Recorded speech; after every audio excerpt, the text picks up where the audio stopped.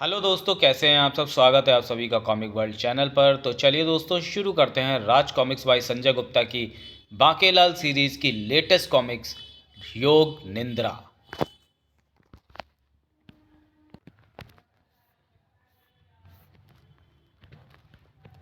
संजय गुप्ता पेश करते हैं हास्य सम्राट बांकेलाल का हाहाकारी अंक योग निंद्रा। संपादक राजकुमार गुप्ता, संजय गुप्ता, परिकल्पना विशाल राव, मैसूर। लेखक तरुण कुमार वाई, चित्रकार एवं हास्य सलाहकार सुशांत पांडा, इंकिंग दीपक कुमार, रंग संतोष कुशवाहा, संगीता त्रिपाठी, शब्दांकन हरीश दास मानिकपुरी। संपादक संजय गुप्ता।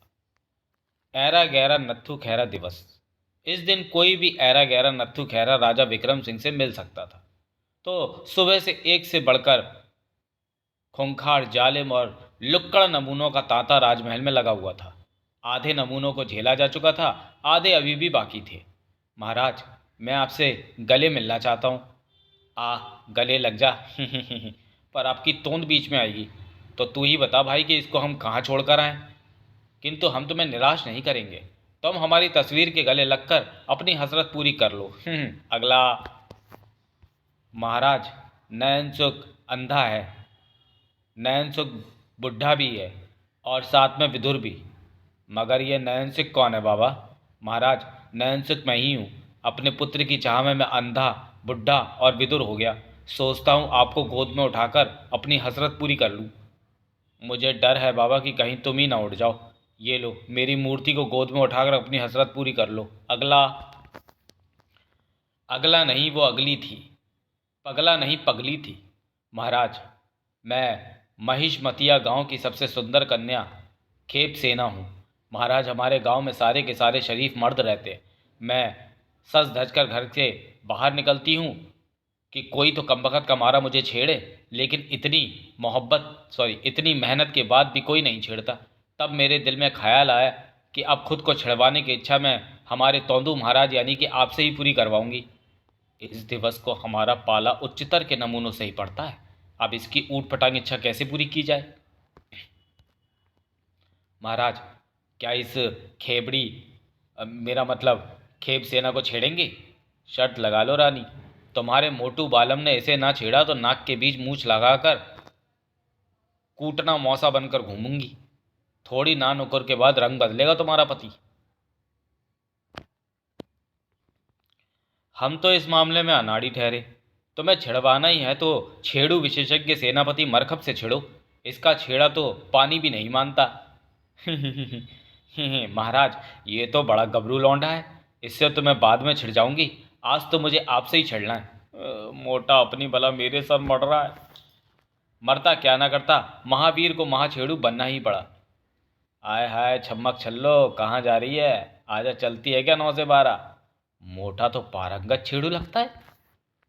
महाराज की इतनी तन्मयता से अपना कर्तव्य निभाया था कि उनके उच्च कोटि के प्रदर्शन को देख महारानी स्वर्णलता के तन बदन में आग लग गई। वाह, क्या दिल से छेड़ा है। भगवान झूठ ना बुलवाए, महाराज की नीयत का साफ पता चल रहा है। हे विशालगढ़ की महारानी, भरे दरबार में आपने देखा कि किस तरह एक अबला मासूम सुंदर सी छुई हुई कन्या को सबके सामने छेड़ा गया। क्या कहता है रानी का इंसाफ? क्या एक आम छेड़ू और एक महाराज छेड़ू में ये राज दरबार अंतर करेगा? मुझे इंसाफ दो रानी माँ, मुझे इंसाफ दो। कर यही करो जो एक छेड़ू के साथ करना चाहता है, करना चाहिए।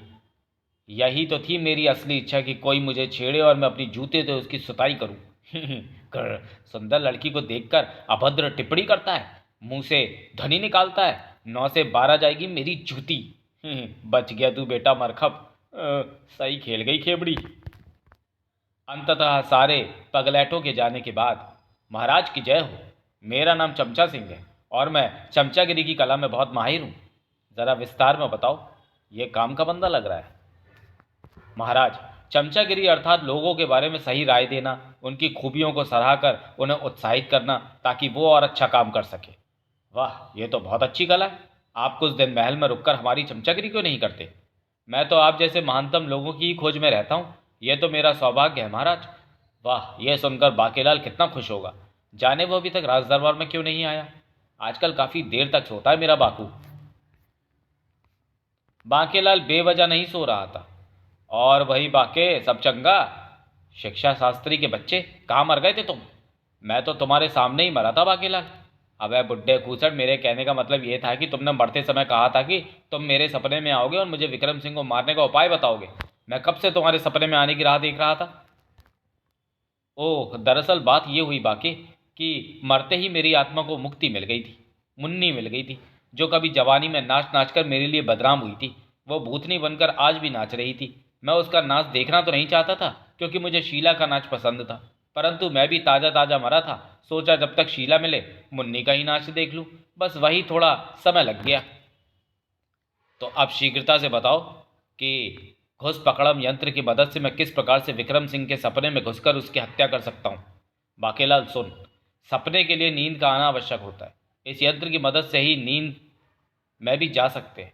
ऐसी नींद को योग निंद्रा कहते हैं। बाकेलाल, योग निंद्रा में आए हुए स्वप्न का शरीर पर बहुत प्रभाव पड़ता है।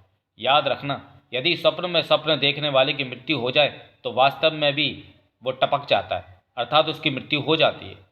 अब भी अगर तू विक्रम सिंह को मारना चाहता है तो आज रात्रि राजा विक्रम सिंह के कक्ष में जाकर इस पर्ची में लिखा मंत्र बोल दियो, तेरा काम हो जाएगा।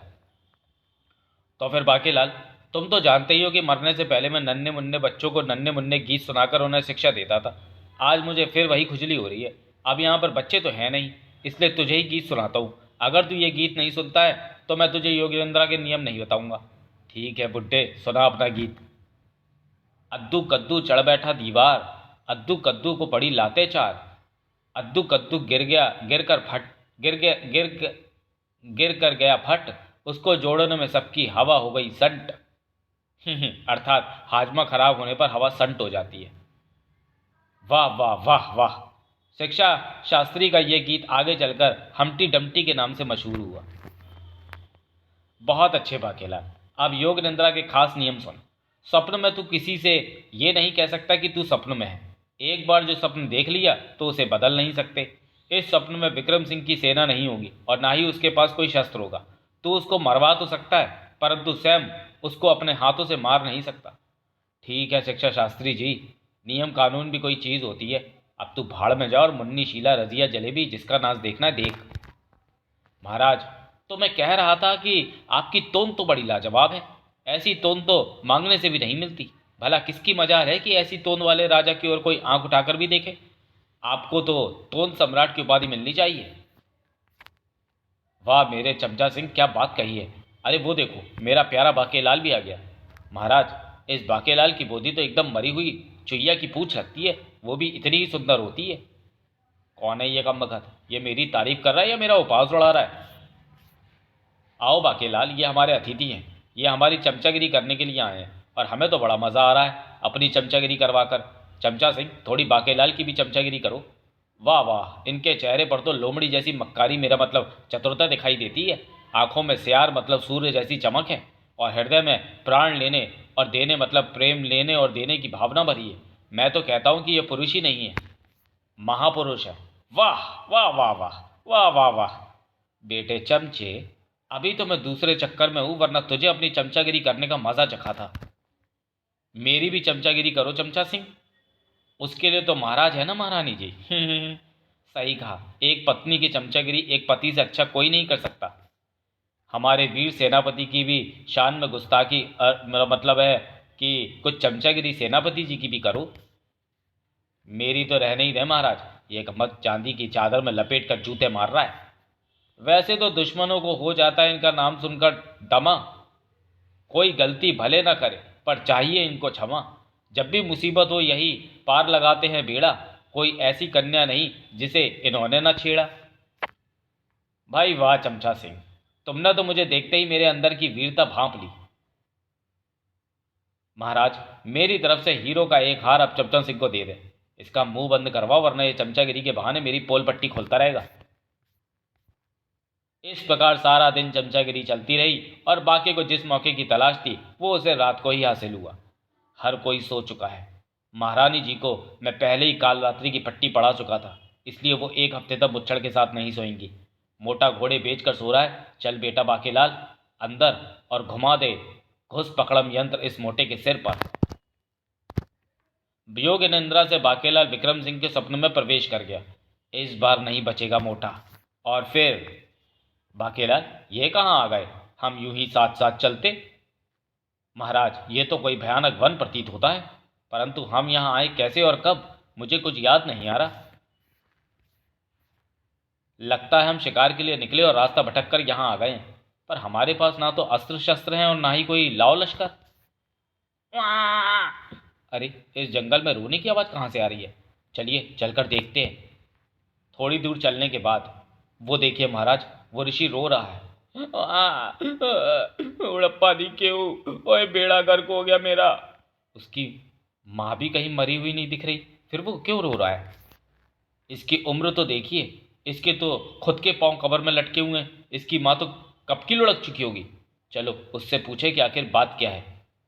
हाँ हाँ पूछ मोटे, ऋषि बहुत दुखी लग रहा है, क्या पता पूछने पर तुझे शाप देकर जलाकर भस्मी कर दे। ओए तो ता ओए महाराज आप ही पूछिए। बाकेलाल, मुझे तो उसकी हालत देखकर ही रोना आ रहा है, तुम ही पूछो। हे ऋषिवर, आप यहाँ क्या कर रहे हैं? ओए मैं यहाँ तपस्या कर रहा हूँ। तो इसमें रोने की क्या बात है? अब घन चक्कर, ये तपस्या की विधि है, मैं रो रो कर तपस्या कर रहा हूँ। है, ये किस प्रकार की तपस्या है और आपके तपस्या का प्रयोजन क्या है? मैं विवाह के लिए तपस्या कर रहा हूँ। विवाह के लिए तपस्या? अब तो आपको हरिद्वार जाने के बारे में सोचना चाहिए। आपकी उम्र तो देखिए, अपनी उम्र तो देखिए, 500 साल के बुड्ढे लगते हो। बुड्ढा होगा तेरा बाप, मैं बुड्ढा नहीं हूँ। महाराज, मुझे तो यह खिसका हुआ लग रहा है। ऋषिवर, क्रोध का त्याग करें और हमें बताएं कि आप ऐसी तपस्या क्यों कर रहे हैं। मैं रोते रोते तो मैं अपनी पूरी कहानी सुनाता हूँ। मेरा नाम बुड्ढाचार्य है। मुझे बचपन में बुढ़ापा नाम का रोग हो गया था। इस रोग के कारण मैं बचपन में ही बूढ़ा हो गया। बुड्ढा भाई बुड्ढा। मेरा विवाह भी ना हो सका। मैं 16 बरस की, ये 80 बरस का। ए रोमंची नहीं, मैं 18 साल, 18 बरस का हूँ। अब मैं 30 बरस का हूँ। तो फिर अपनी जवानी दीवानी इस जंगल में तपस्या करके क्यों बर्बाद कर रहे हो? जाकर अपने लिए कोई 16 साल की कमसिन कन्या मतलब बुढ़िया ढूंढो। अबे, विवाह के तो चक्कर में हूँ, तभी तो रो रहा हूँ। क्या मतलब? अबे ऊद बिलाओ, मैं विवाह देव की तपस्या कर रहा हूँ। विवाह के बाद जैसे पतियों को रोना पड़ता है, उसी प्रकार इस तपस्या में विवाह देव को रो रो कर ये दिखाना पड़ता है कि अब विवाह के लिए तैयार है।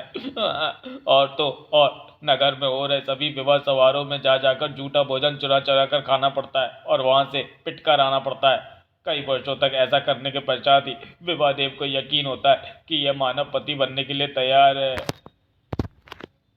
तुम्हारी हालत देखकर हमें भी बहुत रोना आ रहा है। हाँ, मैंने अपने जीवन में आप जितना बुड्ढा कभी नहीं देखा। पता नहीं किस कन्या के भाग फूटे होंगे जिसकी शादी आपसे होगी। और तुम्हें रोता देखकर मुझे और भी जोरों से रोना आ रहा है। अबे, तुम दोनों को तो मैं देख लूंगा कमबख्तों, मुझे बुड्ढा कहते हो? पर तुम लोग मेरा समय खोटी करने कहाँ से आ गए? हम रास्ता भटक गए हैं, अगर आसपास कोई नगर हो तो उस ओर जाने का रास्ता बता दे। नगर का पता तो मैं तुम्हें बता दूंगा, किंतु आगे तुम्हें दो चुड़ैलें मिल गई तो उसका जिम्मेदार मैं नहीं होऊंगा। चुड़ैलें? हाँ, मगर तुम चिंता मत करो, मैं तुम्हें उनसे बचने का मंत्र बताता हूँ, ध्यान से सुनो। छई छप छई, छपाक छई, बढ़ते हुए जंगल में घटती हुई जड़ी बूटी। देखी है क्या तुमने सारी काली कलूटी, या बहू बैगन लूटी? चलिए महाराज, इस बुड्ढे को यहाँ मरने, मेरा मतलब तपस्या करने दें, हम नगर को चलते हैं। पिट्टे मुंह तेरा। बाकी क्यों ना हम चुड़ैलों के आने से पहले ही उस मंत्र का उच्चारण कर लें। ठहरिए महाराज, पहले मुझे ये तो सोचने दीजिए कि इस स्थिति का फायदा कैसे उठाया जा सकता है। मेरा मतलब है कि मंत्र बोलने से पहले हमें ये देख लेना चाहिए कि अभी मंत्र बोलने का फायदा है भी या नहीं। तुम नाहक घबरा रहे हो, चलो मंत्र बोलते हैं। छई छप छई, छपाक छई, बढ़ते हुए जंगल में घटती हुई जड़ी बूटी। देखी है क्या तुमने सास काली कलूटी, या बहू बैगन लूटी? एक मैं और एक तू, दोनों मिले जिस जगह, और जो तब जंगल में होता है वो तो होना ही था। कौन हो तुम दोनों? शायद तुम्हें पता नहीं कि यहाँ दो भयानक चुड़ैलों का खतरा है। वो दोनों भयंकर चुड़ैलें हम ही हैं। क्या? मेरा नाम काली का लूटी है और मेरा नाम है बैगन लूटी। आप दोनों तो इतनी सुंदर हैं कि आपको देखकर तो कोई भी आपको चुड़ैलें नहीं कहेगा। क्यों महाराज? महाराज तारीफ करो, तारीफ से चुड़ैलें प्रसन्न होती हैं। हाँ हाँ, तुम ठीक कहते हो बाकेलाल, स्वर्णलता भी तारीफ से खुश होती है। एक मेनका तो दूसरी बिल्कुल अनारकली लग रही है। कोई हमारी चमचागिरी करता है तो हम उसकी नाक के बाल खींच लेती हैं। उस कमबख्त ऋषि ने ये चुड़ैलों से बचने का मंत्र दिया था, ये चुड़ैलों के पंजे में फंसने का। ये बताओ, तुम में से सैया कौन है और बुआ का भैया कौन है? सैया भैया? अरे ससुर दामाद हो कि नहीं? नहीं, हम दोनों तो मोटू पतलू हैं। मेरा मतलब महाराज और सेवक हैं। अगर तुम ससुर दामाद नहीं हो तो फिर तुमने काला बैगन मंत्र बोलकर हमें क्यों बुलाया? हमें गुरुकुल के गुरुजी ने कविता याद करने को दी थी, हम तो उसे ही याद कर रहे थे। क्यों महाराज? हाँ हाँ हाँ, बागेलाल ठीक कहता है। नन्ना मुन्ना राही हूँ, देश का सिपाही हूँ, बोलो मेरे संग जय हिंद जय हिंद जय हिंद। बागेलाल तुम भी गाओ ना। चुप बे धामड़, हम सास बहू के सामने ही सास बहू वाली नौटंकी करता है तू क्या? ओह, तुम दोनों सास बहू हो? हाँ, मैं सास हूँ काली गलूटी और ये है मेरी बहू बैगन लूटी। हम अपने विवाह के लिए ससुर दामाद का इंतजार कर रहे हैं। क्या मतलब? जब तुम्हारा कभी विवाह ही नहीं हुआ तो फिर तुम सास बहू कैसे हो सकती हो? चुड़ैल जाति में जब किसी चुड़ैल की किसी चुड़ैल से नहीं बनती तो वो सास बहू बन जाती है, किंतु तुम्हें देखकर तो ऐसा नहीं लगता कि तुम में नहीं बनती। हमारे यहाँ जब किसी चुड़ैल की किसी चुड़ैल से बनती है तो वो भी सास बहू बन जाती है। जमाने में दोनों तरह के लोग होते हैं। तुम दोनों ने ससुर दामाद ना होते हुए काला बैगन मंत्र बोलकर बड़ी गुस्ताखी की है। अब मैं कालिक लेकर तुम्हारा मुंह काला करूंगी मोटे, और मैं तेरा बैगन लूट करूंगी रे पतले। मैं कोई सब्जी वाला थोड़ी हूँ जो तुम मेरा बैगन लूट लोगी। और मैंने भी कोई पाप थोड़ी किया है जो तुम मेरा मुंह काला करोगी। अबे रस निचोड़े हुए नींबू, बैगन लूट लेने का मतलब होता है आलू बैगन की सब्जी खिलाना। वाह, आलू बैगन की सब्जी तो मुझे बहुत पसंद है। साथ में थोड़ा अचार भी मिल जाए तो मुंह में चटकारा आ जाए। लाओ जल्दी लाओ, पर रोटी की जगह पराठे हों तो मज़ा ही आ जाएगा। ले भाई पतलू, खा आलू बैगन की सब्जी, पराठे और साथ में अचार। इसमें मैंने लंबे वाले बैगन डाले हैं। इसमें से तो भयंकर बदबू आ रही है, और इस पर तो फफूंदी भी लगी है। ये 2 साल पुरानी सब्जी है। यह पकवान हम खास तौर से तुम जैसे मानवों के लिए ही बनाते हैं। इसी को कहते हैं हम बैगन लूटना। वाह वाह, क्या सुगंध है! भोजन को देखते ही मुंह से पानी आ रहा है। मगर इसमें तुमने हरा धनिया तो डाला ही नहीं, वरना स्वाद और बढ़ जाता। हरा धनिया अभी लेकर आती हूँ। पहली बार किसी मानव ने मेरी सब्जी की तारीफ की है। तुझे तो मैं आलती पालती मारकर तसल्ली से खिलाऊंगी। निकल ले बाकीलाल, मुझे ना पाकर चुड़ैल विक्रम सिंह के बैगन लूट लेगी, और यदि उसने बैगन न लुटवाए तो वो उसको लंबा कर देगी। अरे बाकीलाल, मुझे छोड़कर कहाँ जा रहे हो? मैं इन चुड़ैलों से निपटने की योजना बनाकर अभी आता हूँ। तब तक ये चुड़ैलें आपकी टिक्का बोटी कर चुकी होंगी। चलो, मोटे से पीछा छूटा।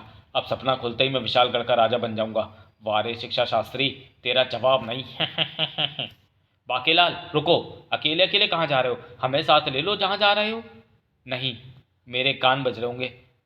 काली ने उसका मुंह काला कर दिया होगा और बैगन लूटी ने उसके बैगन लूट लिए होंगे। बाकीलाल, चुड़ैलों से डरने की अब कोई आवश्यकता नहीं, वो बहुत पीछे छूट गई हैं। मोटे का स्वर तो सचमुच आ रहा है। बाकीलाल, तुम्हारा भी जवाब नहीं। वो कैसे महाराज? अच्छा हुआ तुम वहां से भाग आए, क्योंकि जो चुड़ैलें सास बहू बन जाती हैं अकेले मनुष्य को कोई हानि नहीं पहुंचाती, वो जोड़ों में जोड़ों का ही शिकार करती है। अच्छा, तभी तू बच गया मोटे। मेरा मतलब है मुझे तो पता ही था कि ऐसा ही होगा। फिर तुम भागे क्यों जा रहे थे? देखो तुम्हारे कारण हमारी सांसें कितनी फूल रही हैं। बस निकल ही तो नहीं रही हैं। मेरा मतलब है जितनी जल्दी हो सके हमें इस जंगल से निकल जाना चाहिए महाराज। चुड़ैलों का हमला कभी भी हो सकता है, और अगर हम साथ पकड़े जाएंगे तो वो हमें ज़रूर शिकार बना लेंगी। इसलिए मैं आपके लिए रुका भी नहीं। खैर, अब खतरा टल गया है। वो देखिए सामने एक नगर दिख रहा है। अरे हाँ, खैर चलो, इसी बहाने हमारी वर्जिश भी हो गई। जल्द ही दोनों एक सराय के सामने थे। ठाकुर दा सराय। मैं राजा विक्रम सिंह और ये बाकेलाल, हम दोनों राजा सेवक का आपको नमस्कार। क्या आप ही सराय के मालिक हैं? हाँ, मैं ही हूँ सराय का मालिक। पर तुम राजा सेवक हो? शक्ल से तो मैयत में चंदा मांगने वाले भिखारी लग रहे हो। चलो चलो, यहाँ कोई भीख नहीं मिलेगी। मोटा बार बार मुझे सेवक सेवक कहकर मेरा अपमान कर रहा है। मन कर रहा है दूं एक घुमा के। हम लोगों को सिर छुपाने की जगह चाहिए। सिर? अबे किसका सिर काट कर लाए छुपाने को? मेरा मतलब है हमें अपना सिर छुपाने की जगह चाहिए। बाकी शरीर कहाँ रखोगे? हे, आप भी बड़े मजाकिया मालूम पड़ते हो। महाराज के कहने का अर्थ है कि हम यहाँ रहना चाहते हैं और हमारे पास मुद्रा नहीं है, हम पर थोड़ी कृपा करें जजमान। क्या तुम दोनों भी रामू काका की पुत्री के स्वयंवर में हिस्सा लेने आए हो? रामू काका? यह आपके सेवक का नाम है?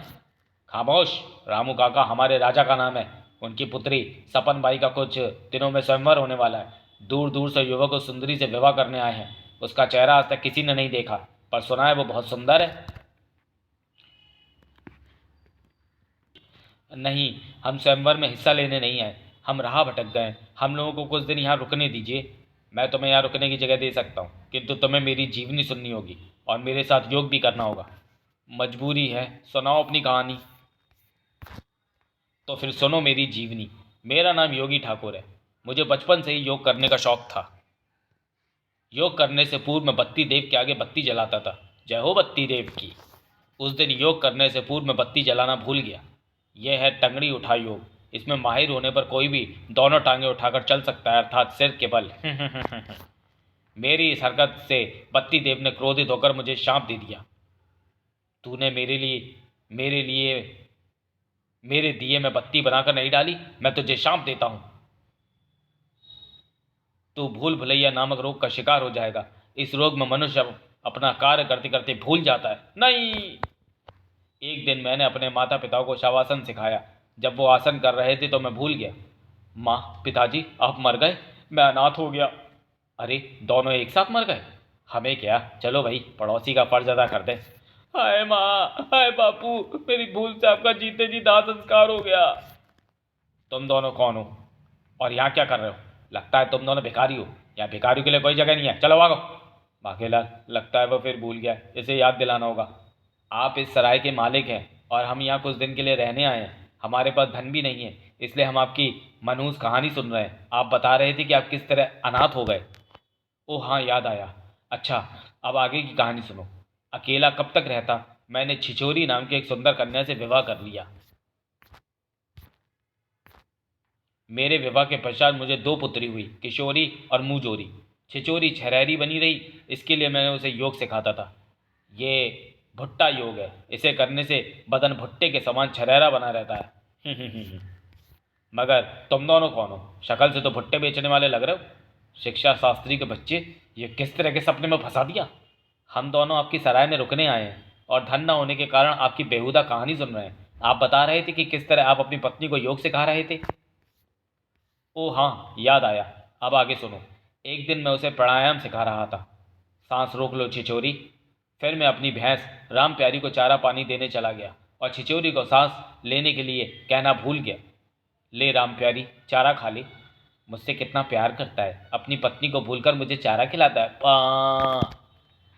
पूरा दिन सांस ना लेने के कारण छिचोरी की मृत्यु हो गई। छिछोरी, तू भगवान को प्यारी हो गई। अब बिना तेरे मैं तेरी बच्चियों को कैसे पालूंगा। तब से मैं अपने परिवार वालों को योग नहीं सिखाता, केवल अपनी सराय में रुकने वाले उन यात्रियों को सिखाता हूँ जिनके पास धन नहीं होता। पर तुम कौन हो और यहाँ क्या लेने आए हो? क्या मेरी गाय धोने आए हो? इस मोटी की शक्ल तो बिल्कुल मेरी भैंस राम प्यारी से मिलती है। हम दोनों आपकी सराय में रुकने आए हैं, हमारे पास धन नहीं है, इसलिए हम आपकी घटिया कहानी सुनने पर मजबूर हैं। ओह, याद आया। पर मेरी कहानी तो समाप्त हुई। चलो, अब तुम दोनों बाल नौचासन और तोन तबलासन करो। इसमें मोटा आदमी पतले वाले के बाल नोचेगा और पतला आदमी मोटे की तोन पर तबला बजाएगा। चलो, अच्छा है कि इस बार मैं ये नहीं भूला कि तुम दोनों कौन हो। मजबूरी थी, दोनों को वो आसन करने ही पड़े। इस बाल नौचासन योग को करने का क्या लाभ होता है? इससे बाल लंबे हो जाते हैं। कमीने शिक्षा शास्त्री, तेरा सत्यानाश हो। अब मैं आपकी तोन पर तबला बजाकर तोन तबलासन करता हूँ। अब मेरे हाथों के बस की बात तो है नहीं, इसलिए टांगों से ही तबला बजाता हूँ। धीरे बजाओ बाके, हमें गुदगुदी हो रही है। इस आसन का क्या लाभ है? इससे हाजमा ठीक रहता है। छी, कितनी भयंकर दुर्गंध आ रही है, जैसे पास ही कहीं 100 सुअर के शव सड़ रहे हो। महाराज, तो उन पर दवा पड़ने से कहीं आप ही तो हवा खराब नहीं कर रहे? मेरा हाजमा इतना भी खराब नहीं बाकेलाल, ये कुछ और ही मामला है। मैं समझ गया। मेरा होने वाला दामाद अकेला आ रहा है। दामाद अकेला आ रहा है से क्या, आपका क्या मतलब है? और तुम्हारे दामाद के आने का बदबू से क्या रिश्ता है? अरे, उसका नाम अबू अकेला है यार। मैं प्यार से उसे अकेला कहता हूँ। अकेला आसपास के सभी नगरों से गोबर जमा करके लाता है। हमारे राजा रामू काका की पुत्री के स्वयंवर के कारण अभी गोबर के कंडों की बहुत मांग है। धंधे की नब्ज खूब पहचानता है मेरा होने वाला होनहार दामाद। वाह जीजा जी, गोबर की खुशबू आती ही दीदी समझ गई थी कि आप आ गए हो। दीदी कितनी खुशनसीब हैं जो उसे आप जैसा वर मिलेगा। तुम जो आए जिंदगी मेरी गोबर गोबर हो गई। एक भी कतरा गोबर नहीं छोड़ा। चलो अब तुम दोनों इस सारे गोबर के कंडे थाप दो। ऐसा दामाद किसी किस्मत वाले को ही मिलता है। पर तुम दोनों कौन हो? क्या गोबर उठाने आए हो? नहीं, हम तो आपकी सराय में कुछ दिन रुकने आए हैं और हमारे पास धन नहीं है। और ठीक है, एक ही बात बार बार क्यों बता रहे हो? पर अगर रहने को स्थान चाहिए तो काम करना पड़ेगा। चलो जल्दी जल्दी गोबर के कंडे बनाओ। रामू काका के सैनिक आते ही होंगे इसे लेने।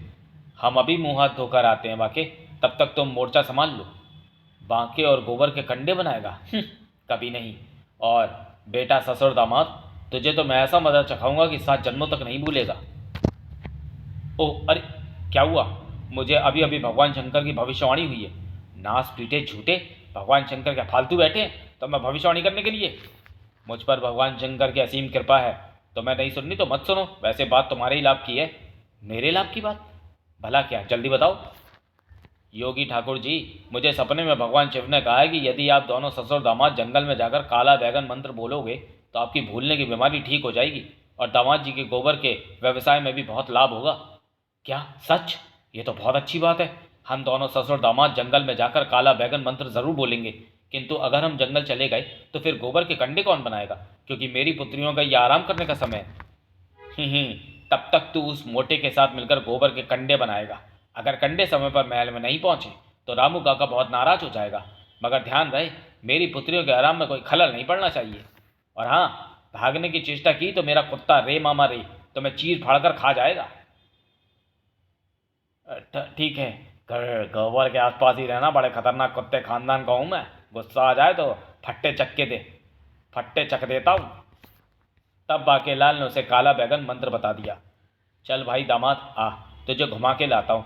बड़े दिनों से हम दोनों ससुर दामाद कहीं घूमने नहीं गए। रास्ते में मुझे राम लड्डू खिला देना। कभी कुछ खिलाते नहीं हो तुम मुझे रास्ते में। दामाद हूँ, तुम्हारा कोई घसियारा नहीं हूँ। अबे दामाद है तो क्या सिर पे बैठेगा? तू रास्ते पर याद दिलाता जाता है, इसलिए मैं भूल जाता हूँ। आज खिला दूंगा, तू चल तो सही। अबे ओ फालतू के जमाइयों, चलो शुरू हो जाओ। पाँव पाँव। और जब भी भागने का विचार मन में आए तो मुझे देख लेना और मेरे भाइयों को भी देख लेना जो बाहर पैरे पर बैठे हैं। पाँव पाँव। आइए महाराज, मजबूरी है, थोड़े कंडे बनाने पड़ेंगे। दोनों उपले बनाने लगे। अरे वाह बाकीलाल, कंडे बनाने में तो बड़ा मजा आ रहा है। चिंता मत कर मोटे, तेरी चिता भी नहीं कंडों में ही जलाऊंगा। तू बस एक बार मर तो सही। ये पतले वाला हरामखोर लग रहा है, इस पर नजर रखनी पड़ेगी। मैं हर बात खुल के बोलता हूँ और कौन सा बंदा कितना कराई है मैं अच्छी तरह से जानता हूँ। पर सैनिकों की वर्दी में तुम दोनों कौन हो? हम रामू काका के सैनिक हैं, कुलभूषण और खरबंदा। तुम दोनों ससुर जमाई गोबर के कंडे लेकर अब तक महल क्यों नहीं पहुंचे? शाम को स्वयंवर में कंडों का होना कितना आवश्यक है, क्या तुम नहीं जानते? हमें तुम्हारा सिर धड़ से जुदा करने का आदेश मिला है। कुलभूषण खरबंदा जी, आप गलत समझ रहे हैं। हम दोनों ससुर दामाद नहीं है बल्कि राजा सेवक है। चुप! कौन बंदा कितना खरा है मैं अच्छी तरह से जानता हूँ। ये दोनों गोबर में लथपथ होकर सोच रहे हैं कि हम इन्हें पहचानेंगे नहीं। खरबंदा, इनका फैसला रामू काका ही करेंगे। सैनिकों, गिरफ्तार कर लो दोनों को और रथ में घोड़ों की जगह हाँक कर ले चलो इन्हें रामू काका के पास। अबे हराम खोरों, देख लूंगा तो मैं भी। महाराज आप दम मत लगाना, मैं खींच लूंगा पूरा रथ। मोटे, रथ तो तू ही खींचेगा। तेरी हाथी जैसी ताकत आकर कब काम आएगी? चल मेरे घोड़े, टिक टिक टिक। दोनों को रामू काका के दरबार में पेश किया गया। महाराज, ये ससुर दामाद बहुत होशियारी झाड़ रहे थे। एक तो गोबर के कंडे नहीं बनाए और जब हमने इनको पकड़ा तो कहने लगे कि हम ससुर दामाद नहीं हैं। क्यों भाई ससुर दामाद, क्या समझा हमारा नाम रामू काका है तो हम मेरे मूर्ख हैं, पागल हैं, गधे हैं? नहीं महाराज, ऐसी कोई बात नहीं। हम तो खामोश बदतमीज। जब हम बोलते हैं तो सिर्फ हम बोलते हैं, दूसरा कोई नहीं बोलता। देखो हमारी पोपली ताई की तरफ देखो, कितनी पोपली है ये। ये मेरे दादा की बड़ी बहन है। इन्होंने कभी विवाह नहीं किया। शुक्र है किसी की जिंदगी नर्क होने से बच गई। और मेरी पुत्री सपन का रिश्ता ही इनके जीवन का उद्देश्य है। मगर महाराज हम तो, फिर बोला। बेटा रामू, मुझे तो ये दोनों भांगड़ासुर के आदमी लगते हैं। मुझे भी ऐसे ही लगता है पोपली दाई। सैनिकों, इस पतले दामाद को बर्फ पर लटाकर डंडे पे लो और फिर महल से बाहर फेंक दो। ठीक है, तो फिर महाराज, ये तो खुद डंडे जैसा है, इसे डंडे से पेला तो ये बचने का नहीं, इसे संटी से पीटना ठीक रहेगा। ठीक है, तो फिर संटी से ही पीटो और इस मोटे ससुर को पानी में शुतुरमुर्ग के अंडों के साथ उबालो। अंडे उबल जाएं तो काढ़े के साथ पोपली दाई को दुगनी रोटी के साथ पेश करो। साथ ही महल की सुरक्षा कड़ी करो, कहीं भांगड़ा सुर न घुसाए। अंडे शुतुरमुर्ग के ही होने चाहिए, मेरा मतलब मुर्गी के मुझे पसंद नहीं। अरे कम से कम गोबर तो साफ कर लेने दो। अरे मुझे बर्फ पर लिटाकर मत पेलो, मैं तुम्हें बर्फ की शिकंजी बनाकर पिलाऊंगा। साक साक, चंगी मंगी टंगी पंगी, अर्थात हम नहीं पीते शिकंजी। फेंक दो इसको महल से बाहर। अल्ली मल्ली झल्ली टल्ली, अर्थात बुरी नजर वाले तेरे मुंह पर गोबल की झल्ली। देख लूंगा तुम सबको आराम करो। अय्या बय्या ठैया पैया, अर्थात महल से दूर हो मनूस की छैया। कचरा मेरा आहार है, मेरा हक दे बे। अबे मार डाला, नमक भी लाकर छिड़क दो जख्मों पर, कमबख्त तो हो। अरे ये तो वही कमबख्त ऋषि बुड्ढाचार्य है जिससे जिसने हमसे काला बैगन मंत्र बुलवाया था। बोल बेटा ऋषि, बता, तूने काला बैगन मंत्र बुलवा कर हमें चुड़ैलों से मरवाने की कोशिश क्यों की? नहीं, मुझे जाने दो, मुझे छोड़ दो। यह आखिरी विवाह है जहां से मुझे भोजन चुराना है, फिर मेरा विवाह हो जाएगा। अबे तेरे विवाह की ऐसी की तैसी, अगर जान बचाना चाहता है तो बोल, ये गोबर के कंडों और भांगड़ासुर का क्या चक्कर है, वरना मार मार कर वो हालत कर दूंगा कि शादी की बजाय शादी की तैयारी हो जाएगी। बोल। बताता हूँ, गला छोड़। रामू काका की बेटी सपना वास्तव में बहुत बदसूरत है। उसकी नाक की जगह भैंस के नथुने हैं, पलकों की जगह रीछ के बाल हैं, दांत की जगह हाथी के दांत है और कान की जगह गैंडे के सींग हैं। क्या? फिर रामू काका उसका रिश्ता स्वयंवर में क्यों करना चाहता है? वो स्वयंवर में गोबर के कंडे जलाकर धुआं करवाएगा। राजकुमारों के सामने वरमालाओं के थाल होंगे। जो भी धुएं के अंधेरे में सपने के गले में वरमाला डालेगा वही उसका पति होगा। अगर माला डालने के बाद राजकुमार ने इनकार किया तो रामू काका उसे मौत की घाट उतार देगा। भांगड़ासुर कौन है? भांगड़ासुर एक बहुत खतरनाक असुर है। वो राजा महाराजाओं की शादी में जाकर भांगड़ा करता है और भांगड़ा करते करते सब कुछ तहस नहस कर देता है। मैंने तुम्हें सब बता दिया, अब मुझे जाने दो, बहुत भूख लग रही है, खाना चुराना है। ठीक है जा, पर मुझे चुड़ैलों के पंजे में फंसाने की सजा तो तुझे जरूर मिलेगी। तड़ाक! अरे मर गया। बन गई योजना। अब मैं मोटे मुच्छड़ को स्वयंवर में शामिल करवाऊंगा और ऐसी स्थिति पैदा करूंगा कि सपन मोटे के गले में ही वरमाला डाल दे, और जब मुच्छड़ सपन की शक्ल देखेगा तो विवाह से इनकार कर देगा और रामू काका मुच्छड़ को मौत के घाट उतार देगा और मेरा काम बन जाएगा। अब चलकर मुच्छड़ को ढूंढा जाए। अरे बचना बाके। थड़ाम! अरे मरा। ओह क्षमा करना बाके, उन कमबख्तों ने हमें अंडे उबालने वाले बर्तन में डाला था, परंतु अंडे उबलने से पहले ही शुतुरमुर्ग बाहर आ गया और उसकी लात खाकर हम इतना ऊंचा उछल गए। अगर तुमने हमें थामा ना होता तो पता नहीं हमारी कितनी हड्डियां टूट जाती। आह, कोई नहीं महाराज, भगवान का शुक्र है कि वो लोग आपको उबाल नहीं पाए, वरना मेरी योजना की टांग टूट जाती। कैसी योजना बाकेलाल, हमको समझे नहीं। आप ज़्यादा समझिए भी नहीं, मेरा मतलब है दिमाग लगाने के लिए मैं हूं ना। आप तो बस वो करते जाइए जो मैं बोलता हूँ।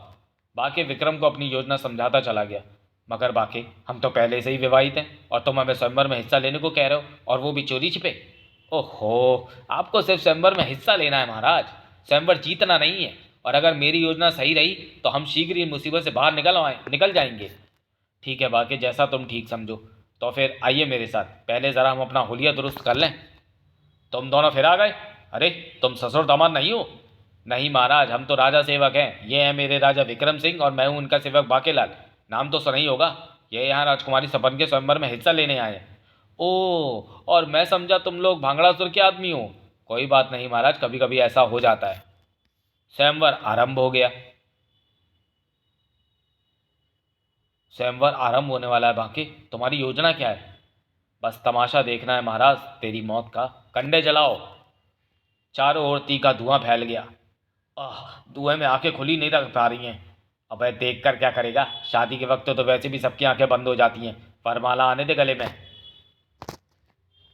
धुआं घना हो रहा है, सबकी आंखें बंद हो गई हैं। चलो जल्दी करो, राजकुमारी सपन को लाओ और वरमाला का कार्यक्रम आरंभ करो।